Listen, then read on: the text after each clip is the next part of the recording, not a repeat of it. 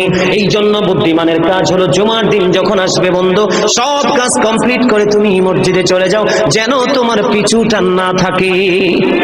বলে কেন?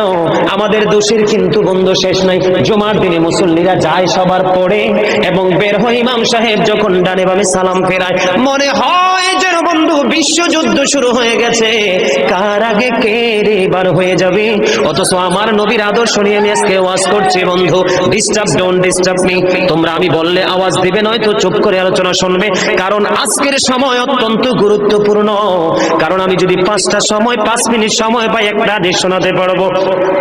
হয়তো বা এই একটা হাদিসে আপনাদের কারো না কারো হৃদয়ে ছুঁয়ে যেতে পারে, আর এটাই আপনার জীবনের জন্য, হেদায়েতের জন্য যথেষ্ট হতে পারে।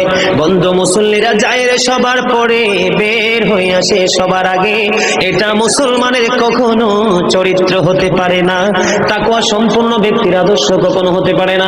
হাদিস শরীফ খুলে দেখি বন্ধু, আমার নবী বলেছেন, রে আমার উম্মত, জুমার দিন সাইয়্যিদুল আইয়াম, সব দিনের চাইতে শ্রেষ্ঠ। ঈদুল ফিতর, ঈদুল আজহার দিনের চাইতেও দামি। এই জুমার দিনের ফজিলত বরকত নিয়ে আলোচনা করলে বন্ধু রাত একটাই কভার করা যাবে না, এত বরকত এই জুমার দিনের।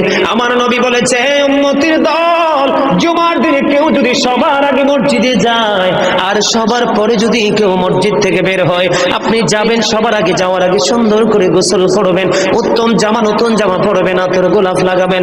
আপনি রাস্তা দিয়ে হেঁটে গেলে মানুষ যেন বলতে পারে যে মসজিদের মুসল্লি হেঁটে যায়, আর চারপাশ বন্ধু সুঘ্রাণে মুখরিত হয়ে যাবে। এমন ভাবে সবার আগে বন্ধু মসজিদে যাবেন, যাইয়া মসজিদে ঢোকার সময় ডান পাওটা দিয়ে মসজিদে ঢুকবেন, ঢুকে গিয়ে নামাজের শুরুতে বসে যাবেন।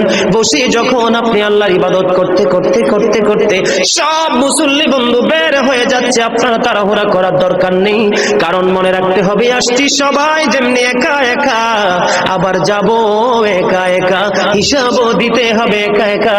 পৃথিবীর সব মানুষ পর হয়ে গেল আমার কোনো সমস্যা নেই, আমার আল্লাহ এবং নবী আমার আপন হলে আই এম ভেরি সাকসেস।